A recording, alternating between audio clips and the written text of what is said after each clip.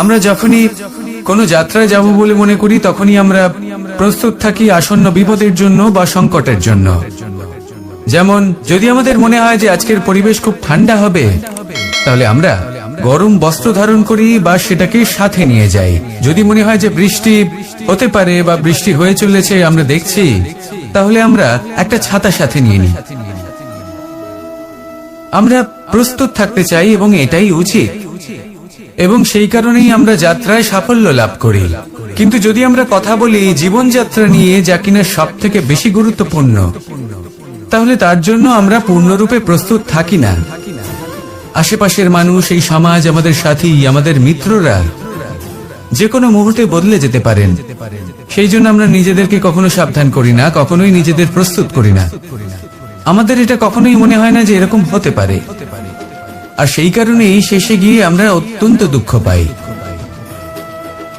একটা অমূল্য শিক্ষা আছে যেটা আমাদের লাভ করা উচিত। সতর্ক থাকা উচিত। এই জীবনযাত্রার জন্য শুধুমাত্র এই পরিবেশের বিষয়ে তথ্য সংগ্রহ করা বা তাকে অনুমান করা, এটুকু হলেই চলবে না। আমাদের আশেপাশের মানুষজনকে দেখতে হবে, তাদের স্বভাব পরিস্থিতির ওপর নজর রাখতে হবে। যখন তারা রং পাল্টাচ্ছেন নজর রাখতে হবে, তা অত্যন্ত আবশ্যক। পরিবর্তন আপনার জীবনে অবশ্যম্ভাবী। সঠিকভাবে তার সম্মুখীন হন। আসুন আমার সাথে ভালোবেসে বলুন, রাধা রাধা।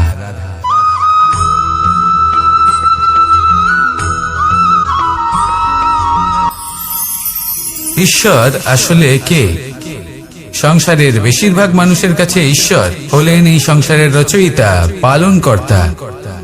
কারোর কাছে উনি জ্ঞাতা, কারোর কাছে উনি হলেন আস্থার প্রতীক, আবার কারোর জন্য শুধুমাত্র অন্ধ বিশ্বাস। কিন্তু এই ঈশ্বর কি কোনো শরীর, নাকি একটা বোধ, নাকি শুধুই শ্রদ্ধা? ঈশ্বর হলেন তিনি যিনি হলেন আপনার ইষ্ট। সেই জন্যই তো গুরু, মাতা, পিতা এনাদেরও ঈশ্বরই বলা হয়েছে। যাদেরকে আমরা ঈশ্বর বলে মনে করি, যারা আমাদের ইষ্ট, তারা আমাদের একটি পথ দেখান, একটি দিকে চালিত করেন। সেই পথে চলে আপনি শুভ কর্ম করতে পারেন।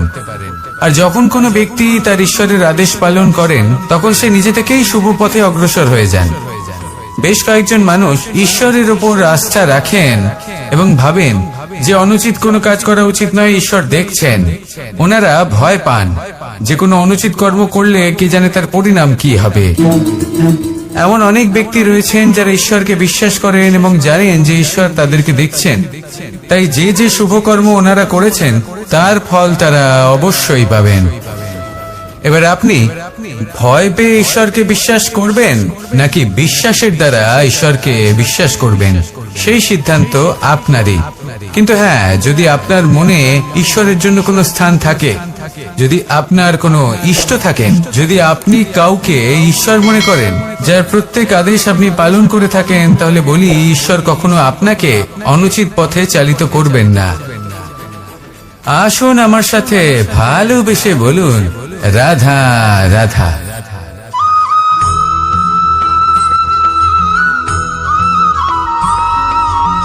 আমি রথে যাত্রা করি, তাতে বারবার পথে থামি আর দেখি যে আমি অনুচিত দিকে যাচ্ছি না তো, আমি উচিত পথেই যাচ্ছি তো। কারণটা কি? কারণ হলো যাতে আমি পথভ্রষ্ট না হয়ে যাই। জীবনযাত্রাতেও এটাই প্রয়োজন। জীবনযাত্রায় ভোগ বিলাসের পথে হারিয়ে যাওয়া খুব সহজ। বারবার থেমে আপনাকে দেখতে হবে, নিজেকে কিছু প্রশ্ন করতে হবে। আমি কি আজ সেই কর্মই করছি যেটা আমি করতে চেয়েছিলাম? আমি কি আজ সেই জীবন যাপন করছি যেমন আমি যাপন করতে চেয়েছিলাম? যদি এই প্রশ্নগুলোর উত্তর হ্যাঁ হয়, তাহলে এগোতে থাকুন, নয়তো থেমে যান এবং বিচরণ করুন। মনে রাখবেন, এই সংসার অত্যন্ত জটিল, আর এতে হারিয়ে যাওয়া অত্যন্ত সরল। সেই জন্য নিজে থেকে বারবার থামা এবং জীবন চিন্তন করা অত্যন্ত আবশ্যক। তাহলে সেটাই করুন, আর আমার সাথে ভালোবেসে বলুন, রাধা রাধা।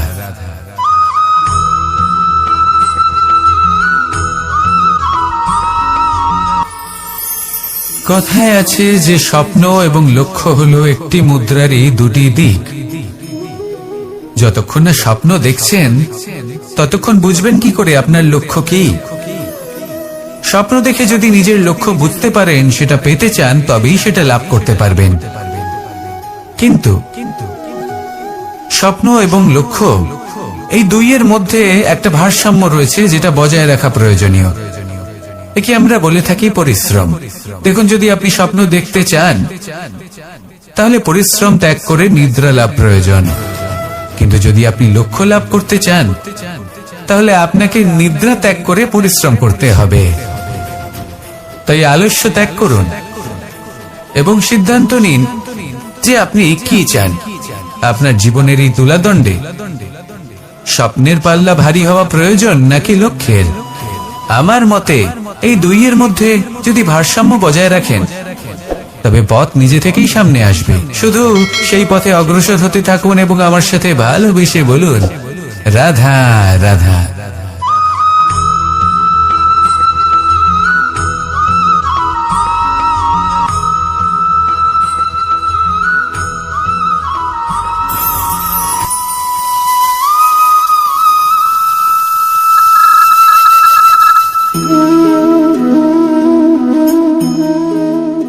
মোহনের বাঁশির এই সুর, এই সঙ্গীত কার না পছন্দ হয়? সবারই খুব ভালো লাগে। এবার এই সুর আসে কোথা থেকে? কেউ বলবেন কৃষ্ণের হৃদয় থেকে। সত্য কথা, এই সুর হৃদয় থেকে নির্গত হয় এবং প্রকট হয় এই বাঁশি থেকে। এই বাঁশিটাকে দেখুন, এই ছিদ্রগুলি দেখুন। প্রত্যেকটা সুর থেকে নিজস্ব একটা স্বর নির্গত হয়। এবার যে ব্যক্তি এই সমস্ত সুর এবং স্বর বুঝতে পারেন, এতে নিপুণ, তিনি এই বাঁশির দ্বারা যে সুর নির্গত করবেন তা তো মধুর অবশ্যই হবে। এবার জীবনের সাথেও কিছুটা এরকমই ঘটে। জীবনের কিছু নীতি থাকে, অর্থ, কুটুম্ব এবং আধ্যাত্মিক। যদি জীবনের প্রত্যেকটা মুহূর্ত সুখময় হয় এরকম আপনি চান, তাহলে এই তিনটি নীতিতে আপনাকে নিপুণ হতে হবে। কোন একটি বিশেষ নীতির প্রতি যদি আপনি বেশি ঝুঁকে পড়েন তাহলে বাকি দুই নীতি থেকে যা সুখ লাভ করা সম্ভব তা পারবেন না। ধন অর্জন করতে হবে পরিবারের জন্য, পরিবারের সুখ মনের শান্তির জন্য, মনে শান্তির প্রয়োজন মনের শুদ্ধতার জন্য। যখন এই মন শুদ্ধ হবে, জীবন শুদ্ধ হবে, পবিত্র হবে, সুন্দর হবে এবং ভালোবেসে বলবে, রাধা রাধা।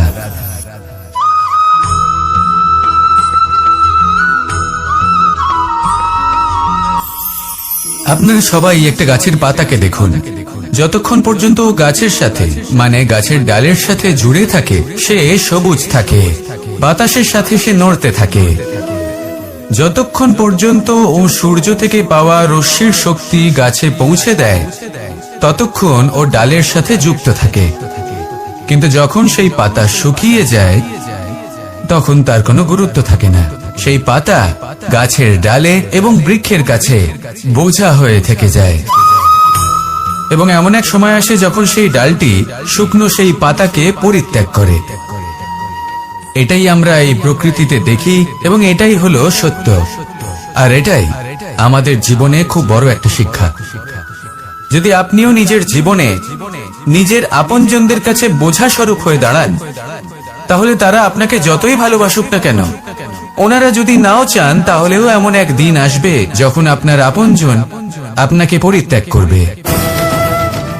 সেই জন্য সবসময় আত্মনির্ভর হয়ে ওঠার চেষ্টা করুন। নিরন্তর পরিশ্রম করতে থাকুন, কারোর উপর বোঝা হয়ে থাকবেন না, বরং তার সাথে মিলে দায়িত্ব পালন করুন। এমনটা করবেন তাহলে আপনার সম্মানও বজায় থাকবে এবং সম্পর্কের মধ্যে আপনার মূল্যও বজায় থাকবে।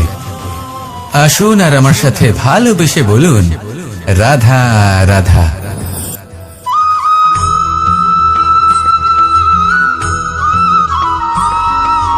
এই শুকনো পাতাটিকে দেখুন, নিষ্প্রাণ হয়ে পড়েছে। কোনো একটা সময় এই পাতাটি একটা গাছের ডালে ছিল। সেই গাছ ওর লালন পালন করত। যখন যখন বাতাস বইত, এই পাতায় কম্পন দেখা দিত, মনকে প্রফুল্ল করে তুলত। কোনো একদিন এই পাতা গাছের ডাল থেকে ঝরে পড়ে গেল। নিঃসন্দেহে ও নিজের স্বাধীনতা পেল, কিন্তু আস্তে আস্তে শুকিয়ে গেল, নিষ্প্রাণ হয়ে গেল। দেখুন, আমি এই কথা বলছি না যে স্বাধীনতা অনুচিত, কখনোই না। কিন্তু যে কোনো পরিস্থিতিতে স্বাধীন হতে চাওয়া এটা নিশ্চিতরূপে অনুচিত। আমরা যদি আমাদের জীবনে পরিবারের গুরুত্ব ভেবে দেখি, তাহলে এই পরিবারে যতই মতভেদ থাকুক না কেন, যতই মনোমালিন্য থাকুক না কেন, যতই বিবাদ থাকুক না কেন, এই সব মিটিয়ে নেওয়া অত্যন্ত প্রয়োজনীয়। সেই সবকিছু সমাপ্ত করা অত্যন্ত প্রয়োজনীয়। কখনো এই পরিবারকে ভাঙতে দেবেন না, কখনো এই পরিবার থেকে দূরে চলে যাবেন না। এই পরিবার হলো আমাদের জীবনের একটা অমূল্য সম্পদ, অমূল্য এক আশ্রয়, যা এই সংসারে হয়তো কোথাও আপনি পাবেন না। তাই একে আগলে রাখুন। ভেবে নিন আপনি পাতা আর আপনার পরিবার সেই গাছ। আসুন আমার সাথে ভালোবেসে বলুন, রাধা রাধা।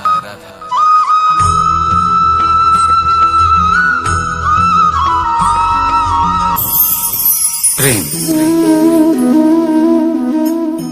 আড়াই অক্ষর, মাত্র আড়াই অক্ষরের এই শব্দ প্রেম, এর মধ্যে ত্রিলোকের এবং সমগ্র ব্রহ্মাণ্ডের বীজ নিহিত আছে।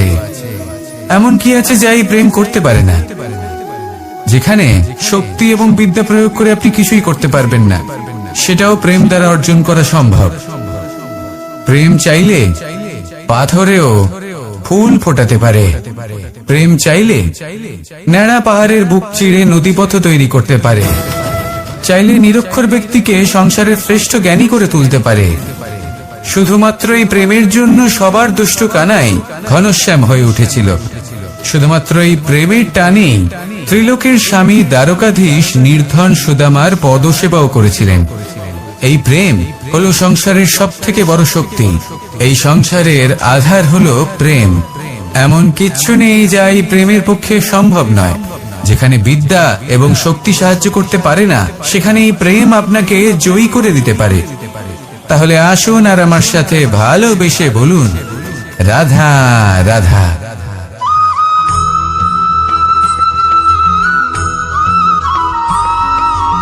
দীপাবলি আমাদের সবথেকে বড় উৎসব।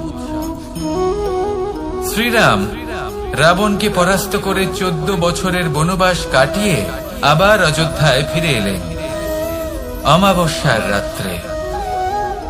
অযোধ্যায় সবাই খুব প্রসন্ন ছিলেন, খুবই উৎসাহিত ছিলেন। অযোধ্যায় সহস্র প্রদীপ প্রজ্বলিত করা হয়েছিল এই উৎসবে। একে আমরা দীপাবলি বলে থাকি। এবার এই বিষয়ে আমরা সকলে জানি। আপনি কি এটা জানেন যে শ্রীরাম বাস্তবে অমাবস্যার এক রাত আগেই অযোধ্যায় পৌঁছে গেছিলেন? সবার সামনে অমাবস্যার রাতে এসেছিলেন। এর কারণ কি? শ্রীরাম প্রমাণ করতে চেয়েছিলেন যে যে কোনো সময়, দিন হোক বা রাত, শুভ বা অশুভ হয় না। শুভ অশুভ কিছু থাকলে তা হলো মানুষের চিন্তা, তার ভাবনা, তার নির্বাচন আর তার কর্ম। নিজেই দেখে নিন। শ্রীরাম অর্থে দীপাবলি বলা যেতে পারে। তাহলে নিজের পরিবারের সাথে দীপাবলি পালন করুন। আপনাদের শুভেচ্ছা জানাই। আসুন আর আমার সাথে ভালোবেসে বলুন, রাধা রাধা।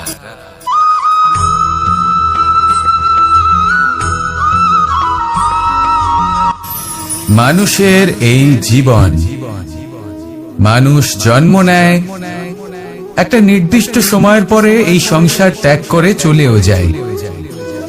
এবার শুধু এটাই আবশ্যক নয় যে এই জীবনকালকে আপনি যাপন করবেন, শুধু এটাই গুরুত্বপূর্ণ নয়।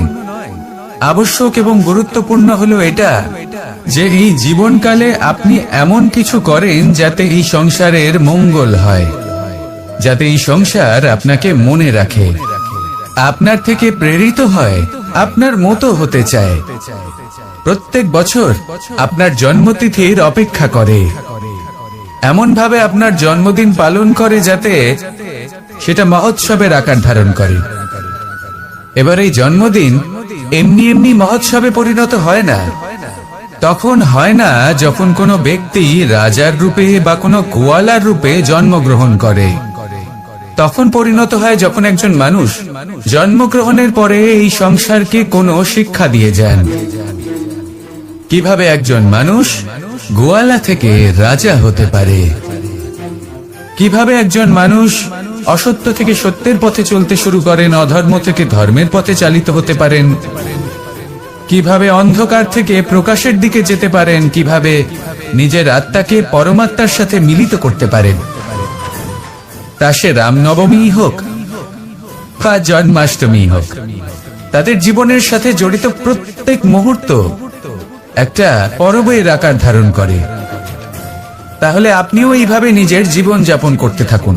এই সংসারে শুধু ভালোবাসা বিতরণ করুন, কিছুটা এমন ভাবে বিতরণ করুন যাতে আপনি এই সংসার থেকে চলে যাওয়ার পরেও এই সংসারে আপনি শুধুই ভালোবাসা বিতরণ করতে পারেন। যদি আপনি এরকম করেন, সংসারকে প্রেরণা দেন, তাহলে আপনার জীবনও রাধা কৃষ্ণের প্রেমের মতোই অলৌকিক এবং দৈব হয়ে উঠবে।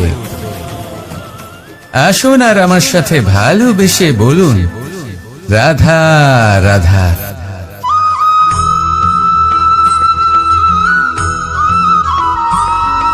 ভোজন।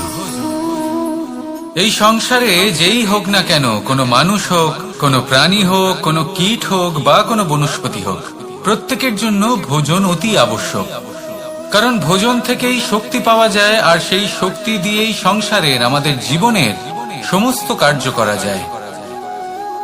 এবার এমন এক ধরনের শক্তি হয় যা শীতের ঋতুতে সূর্য থেকে আমরা পেয়ে থাকি, আর আরেক ধরনের উত্তাপ হয় যা দিয়ে ভোজন রান্না করা হয়, সুস্বাদু নানান ধরনের ভোজন। এবার অত্যন্ত গুরুত্বপূর্ণ হলো যে ব্যক্তি সেই ভোজন বানাচ্ছেন তার মানসিক পরিস্থিতি এবং সেই ব্যক্তি যিনি ভোজন গ্রহণ করছেন তার মানসিক অবস্থা। যখনই আপনি ভোজন বানাচ্ছেন তখন ভালোবাসার সাথে কাজটা করুন, ধন্যাত্মক ভাব নিয়ে, সৎ ভাবনার সাথে। কারণ আপনার এই মানসিক স্থিতি শক্তির আকারে সেই খাদ্যের সাথে মিলে মিশে যায়। আর যখনই আপনি ভোজন গ্রহণ করছেন তখন সদ্ভাবনার সাথে, প্রসন্নতার সাথে গ্রহণ করুন, ধন্যাত্মক ভাব নিয়ে। যদি আপনি প্রসন্নতার সাথে রান্না করেন, প্রসন্নতার সাথে খাদ্য গ্রহণ করেন, তাহলে আপনি প্রসন্নই থাকবেন, আর মন সুপ্রসন্ন হয়েই বলবে রাধা রাধা।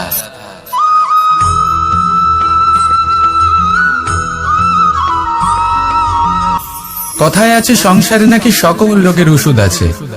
যদি আপনি নিজের শরীরকে ভালোবাসেন তাহলে ব্যায়াম করুন, যদি নিজের নিঃশ্বাস প্রশ্বাসকে ভালোবাসেন তাহলে প্রাণায়াম করুন, যদি আপনি নিজের আত্মাকে ভালোবাসেন তাহলে ধ্যান করুন, কিন্তু যদি আপনি নিজের জীবনকে, পরমাত্মাকে ভালোবাসেন তাহলে সকলকে ভালোবাসতে থাকুন। এই ভালোবাসা অত্যন্ত গুরুত্বপূর্ণ এবং আবশ্যক। ভালোবাসার থেকে ভালো না কোনো ওষুধ আছে, না আছে কোনো আসন। এর থেকে ভালো না কোনো ব্যায়াম আছে, আর না কোনো প্রাণায়াম। এই ভালোবাসা বড় বড় সমস্যারও সমাধান করতে পারে। ভালোবাসা বড় বড় বিপদকে আপনার থেকে দূর করতে পারে। এই ভালোবাসাই আপনাকে জীবনে বাঁচতে শেখায়, কারণ ভালোবাসাই হলো জীবনের আসল সত্য। তাহলে আসুন আর আমার সাথে ভালোবেসে বলুন, রাধা রাধা।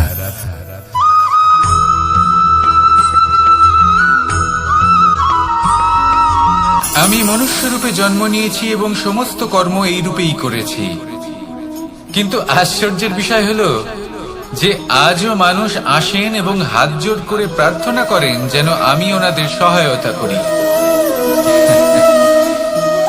আপনাদের একটা কথা বলতে চাই, আমি সকলকে সাহায্য করতে পারবো না, কিন্তু আমি শিক্ষা অবশ্যই দিতে পারবো, জ্ঞান প্রদান করতে পারবো, এমন কিছু জ্ঞান যার ভিত্তিতে মানুষ যা চাইবেন তাই লাভ করতে পারবেন যদি সঠিক কর্ম করতে থাকেন। যখন কংসের অসুররা, আপনি অবশ্যই লাভ করবেন। আর এই মন সুপ্রসন্ন হয়ে বলবে রাধা রাধা।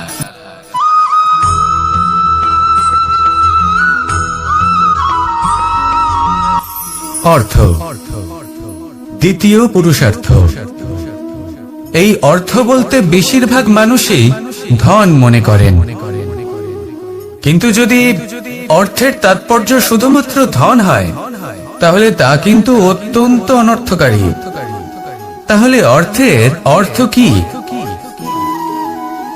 অর্থ সেটাই যা আমাদের জীবনের জন্য প্রয়োজনীয়, যা আমাদের সুখ দান করে, শান্তি প্রদান করে, কারণ সেটাই সবথেকে মূল্যবান।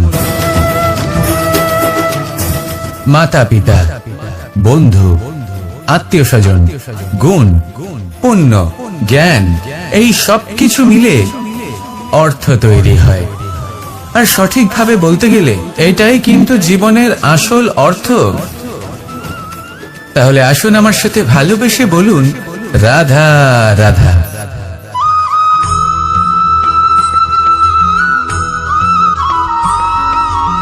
সুখ, দুঃখ এবং শক্তি, এই তিন হলো এই সংসারের ত্রিদেবের মতো। আমাদের জীবনে যা কিছু ঘটছে এই তিনটির ভিত্তির উপরেই হচ্ছে। আসলে এই সংসারের একটা নিয়ম আছে, যখনই আপনি কিছু লাভ করেন এই সংসার আপনার পরীক্ষা নেয়। এটা জানার জন্য আপনার পরীক্ষা নেয় যে আপনি যা কিছুই লাভ করেছেন আপনি কি আদৌ সেটার যোগ্য কিনা। ঠিক সেইভাবেই এই সুখ, দুঃখ এবং শক্তি আপনার পরীক্ষা নিয়ে থাকে। যখন সুখ আসে তখন সে আপনার পরীক্ষা নেয় যে আপনার মধ্যে অহংবোধ জাগ্রত হয়নি তো। যদি অহংবোধ চলে আসে তাহলে সুখ সেখানেই সঙ্গ ত্যাগ করে। দুঃখ আপনার ধৈর্যের পরীক্ষা নিতে থাকে, আর যদি আপনার মধ্যে ধৈর্য না থাকে তাহলে এটা আপনাকে আরো বেশি দুঃখের গভীর অন্ধকারে ঠেলে দেবে। সেখানে শক্তি পরীক্ষা নেয় আপনার বিনম্রতার। যদি আপনি বিনম্র না হন তাহলে হয় এই শক্তি আপনার সঙ্গ ত্যাগ করবে, নয় এই শক্তি বিনম্রতার অভাবে আপনার পতনের কারণ হতে পারে। এই সংসারে যে কোনো ব্যক্তি যিনি এই পরীক্ষায় উত্তীর্ণ হয়ে থাকেন এই জীবনে তিনি সাফল্য লাভ করেন। আসুন আমার সাথে ভালোবেসে বলুন, রাধা রাধা।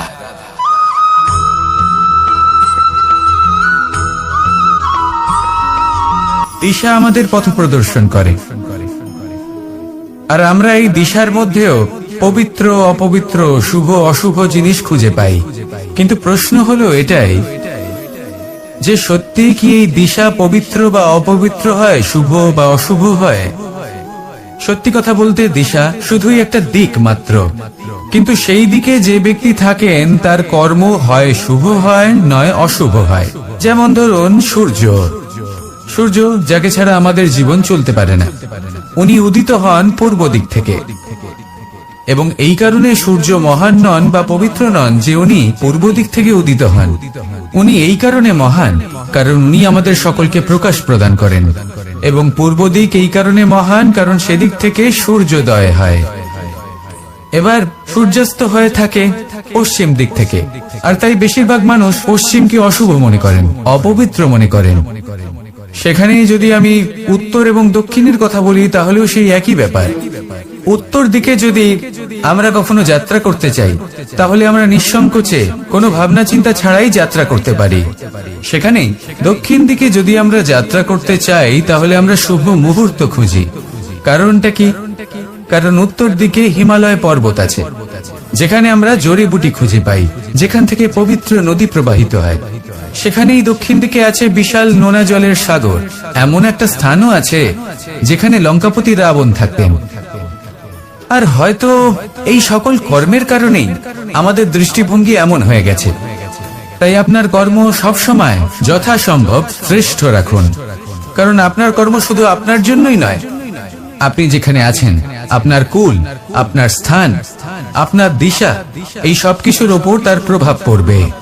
তাই সবসময় শুভ কর্ম করুন এবং আমার সাথে ভালোবেসে বলুন, রাধা রাধা।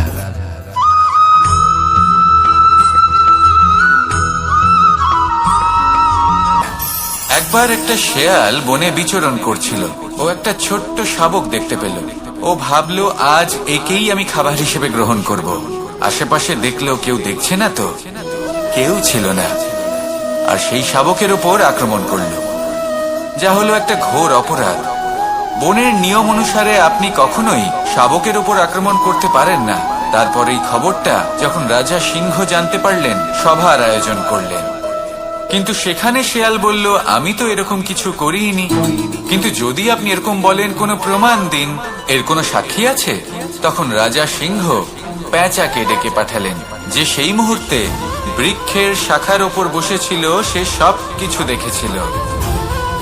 পেঁচা সব সত্যি কথা বলল, আর শেয়ালকে মৃত্যুদণ্ড দেয়া হলো।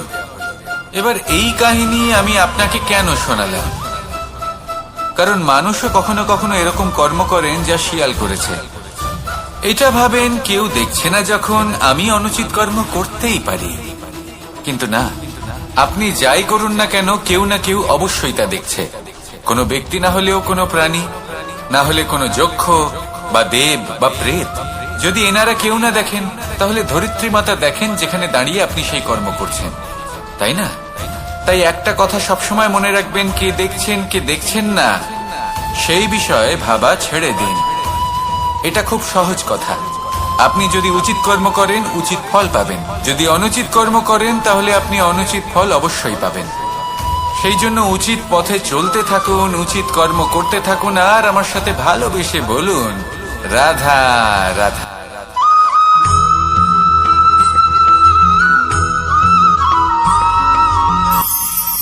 ঈশ্বর আসলে কে?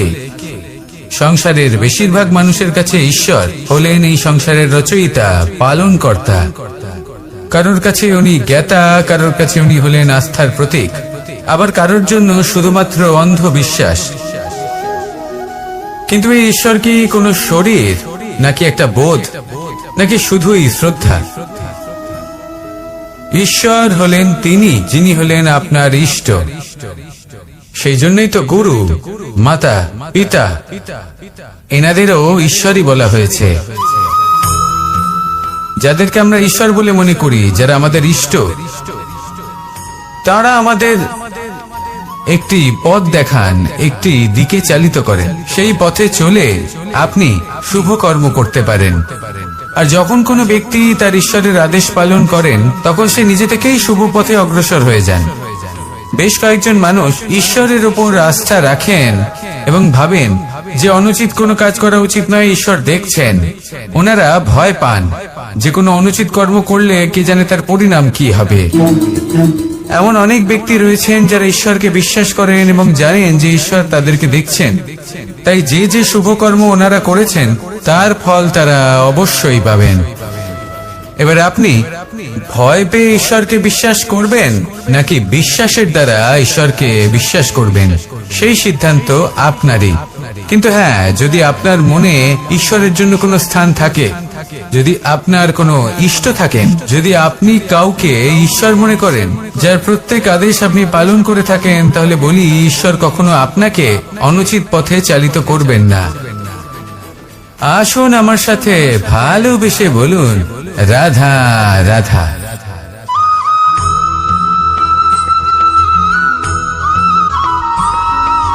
মানুষ যখন এই সংসারে প্রবেশ করে, অর্থাৎ জন্মগ্রহণ করে, তখন নিশ্চিন্তে থাকে, আনন্দে থাকে।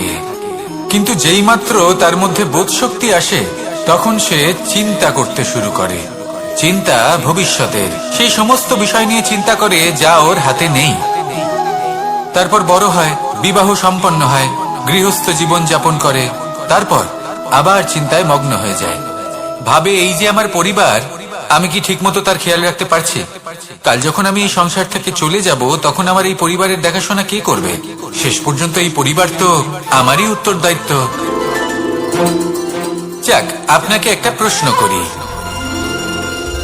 এই সংসারে আসার পূর্বে আপনি কি এই প্রশ্ন করেছিলেন, এটা ভেবেছিলেন যে আমাকে ছাড়া এই সংসার কিভাবে চলবে?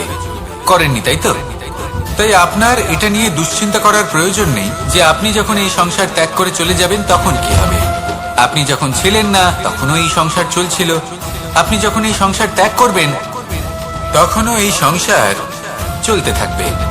যদি কোনো বিষয়ের প্রভাব থাকে তা হলো আপনার আজকের তথা বর্তমানের কর্ম, অর্থাৎ আজ আপনি কি করছেন, কার জন্য মঙ্গল করছেন, কাকে প্রেরণা দিচ্ছেন, কাকে সাহায্য করছেন, কোন উদাহরণ প্রস্তুত করছেন। আপনি এই সংসারে যে ছবি অঙ্কন করবেন, সংসার সেটাই মনে রাখবে।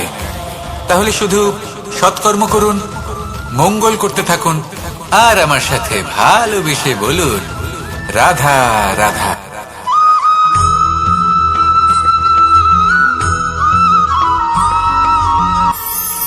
কথায় আছে যে স্বপ্ন এবং লক্ষ্য হলো একটি মুদ্রারই দুটি দিক। যতক্ষণ না স্বপ্ন দেখছেন ততক্ষণ বুঝবেন কি করে আপনার লক্ষ্য কি। স্বপ্ন দেখে যদি নিজের লক্ষ্য বুঝতে পারেন, সেটা পেতে চান, তবেই সেটা লাভ করতে পারবেন। কিন্তু স্বপ্ন এবং লক্ষ্য এই দুইয়ের মধ্যে একটা ভারসাম্য রয়েছে, যেটা বজায় রাখা প্রয়োজনীয়। একে আমরা বলে থাকি পরিশ্রম। দেখুন, যদি আপনি স্বপ্ন দেখতে চান তাহলে পরিশ্রম ত্যাগ করে নিদ্রা লাভ প্রয়োজন।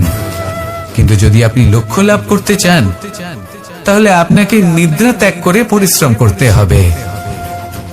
তাই আলস্য ত্যাগ করুন এবং সিদ্ধান্ত নিন যে আপনি কি চান। আপনার জীবনের এই তুলাদণ্ডে স্বপ্নের পাল্লা ভারী হওয়া প্রয়োজন নাকি লক্ষ্যের? আমার মতে এই দুইয়ের মধ্যে যদি ভারসাম্য বজায় রাখেন তবে পথ নিজে থেকেই সামনে আসবে। শুধু সেই পথে অগ্রসর হতে থাকুন এবং আমার সাথে ভালোবেসে বলুন রাধা রাধা।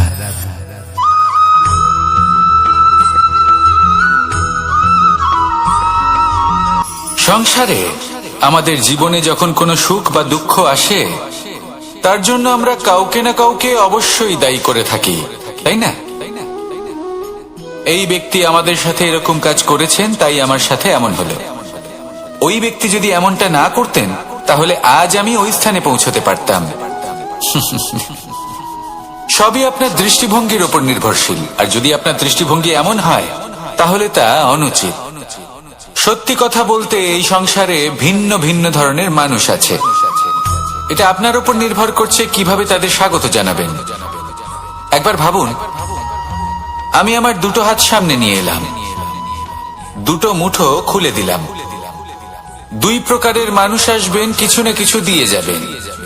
এই মুঠো যদি আমি বন্ধ করে দিই তাহলে না কেউ আমাকে কিছু দিতে পারবে, না আমার কিছু যাবে আসবে। নিশ্চয়ই বুঝতে পারছেন এই দুই ধরনের ব্যক্তি কারা এবং তারা কি দিয়ে যান। আমি যদি নিজের মুঠো খুলে দিই তাহলে কিছু ভালো মানুষ আসবেন, আমাকে আনন্দ, সন্তুষ্টি, জ্ঞান প্রদান করে যাবেন, ভালো অভিজ্ঞতা দিয়ে যাবেন। কোনো খারাপ ব্যক্তি যদি আসেন তাহলে তিনিও খারাপ অভিজ্ঞতা দেবেন, যার থেকে আমি শিক্ষা লাভ করব। এই সব কিছু আমি লাভ করতে পারি। মুঠো যদি বন্ধ করে রাখি তাহলে আমি কিছুই পাবো না। দেখুন, এই সংসারে প্রত্যেকের জীবনে এইরকম। প্রত্যেকের জীবনে সবকিছুই আছে, ভালো খারাপ দুই মানুষই আছে, ভালো অভিজ্ঞতা আছে, খারাপ অভিজ্ঞতা আছে। নির্ভর করছে আপনার উপর যে আপনি কি করবেন, এনাদের স্বাগত কিভাবে জানাবেন, কার থেকে কি বুঝবেন, কি শিখতে পারবেন, আর কোন দৃষ্টিভঙ্গি নিয়ে অগ্রসর হবেন। এটাই নির্ধারণ করবে যে আপনার জীবন কেমন হবে। আসুন আমার সাথে ভালোবেসে বলুন রাধা রাধা।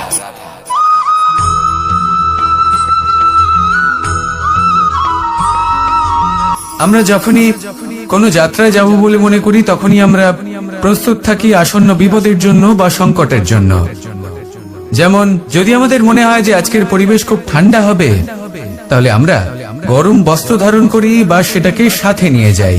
যদি মনে হয় যে বৃষ্টি হতে পারে বা বৃষ্টি হয়ে চলেছে আমরা দেখছি, তাহলে আমরা একটা ছাতা সাথে নিয়ে নিই। আমরা প্রস্তুত থাকতে চাই এবং এটাই উচিত, এবং সেই কারণেই আমরা যাত্রায় সাফল্য লাভ করি।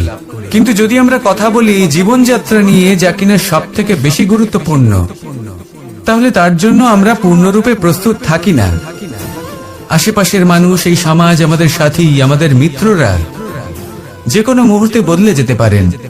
সেই জন্য আমরা নিজেদেরকে কখনো সাবধান করি না, কখনোই নিজেদের প্রস্তুত করি না। আমাদের এটা কখনোই মনে হয় না যে এরকম হতে পারে, আর সেই কারণেই শেষে গিয়ে আমরা অত্যন্ত দুঃখ পাই। একটা অমূল্য শিক্ষা আছে যেটা আমাদের লাভ করা উচিত, সতর্ক থাকা উচিত। এই জীবনযাত্রার জন্য শুধুমাত্র এই পরিবেশের বিষয়ে তথ্য সংগ্রহ করা বা তাকে অনুমান করা এটুকু হলেই চলবে না। আমাদের আশেপাশের মানুষজনকে দেখতে হবে, তাদের স্বভাব পরিস্থিতির ওপর নজর রাখতে হবে। যখন তারা রং পাল্টাচ্ছেন নজর রাখতে হবে, তা অত্যন্ত আবশ্যক। পরিবর্তন আপনার জীবনে অবশ্যম্ভাবী, সঠিকভাবে তার সম্মুখীন হন। আসুন আমার সাথে ভালোবেসে বলুন, রাধা রাধা।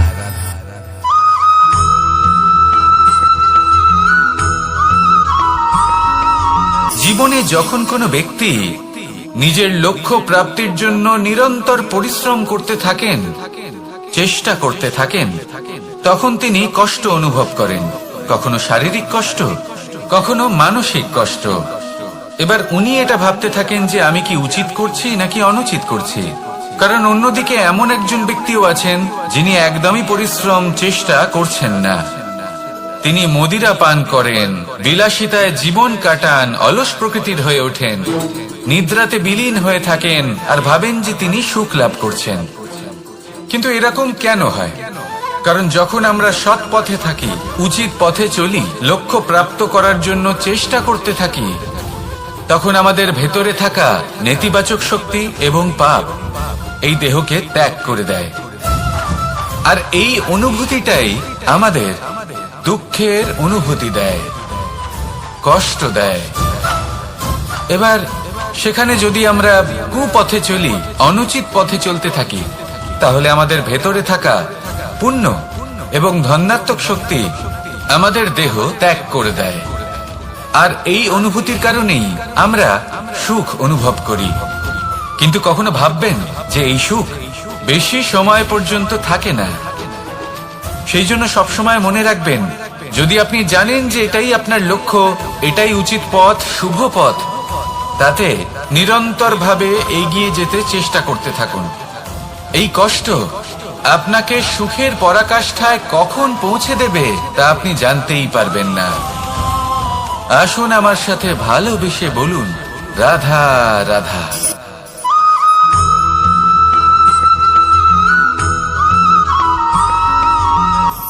আমি রথে যাত্রা করি, তাতে বারবার পথে থামি আর দেখি যে আমি অনুচিত দিকে যাচ্ছি না তো, আমি উচিত পথেই যাচ্ছি তো। কারণটা কি? কারণ হলো যাতে আমি পথভ্রষ্ট না হয়ে যাই। জীবনযাত্রাতেও এটাই প্রয়োজন। জীবনযাত্রায় ভোগ বিলাসের পথে হারিয়ে যাওয়া খুব সহজ। বারবার থেমে আপনাকে দেখতে হবে, নিজেকে কিছু প্রশ্ন করতে হবে। আমি কি আজ সেই কর্মই করছি যেটা আমি করতে চেয়েছিলাম? আমি কি আজ সেই জীবন যাপন করছি যেমন আমি যাপন করতে চেয়েছিলাম? যদি এই প্রশ্নগুলোর উত্তর হ্যাঁ হয়, তাহলে এগোতে থাকুন, নয়তো থেমে যান এবং বিচরণ করুন। মনে রাখবেন, এই সংসার অত্যন্ত জটিল আর এতে হারিয়ে যাওয়া অত্যন্ত সরল। সেই জন্য নিজে থেকে বারবার থামা এবং জীবন চিন্তন করা অত্যন্ত আবশ্যক। তাহলে সেটাই করুন আর আমার সাথে ভালোবেসে বলুন, রাধা রাধা।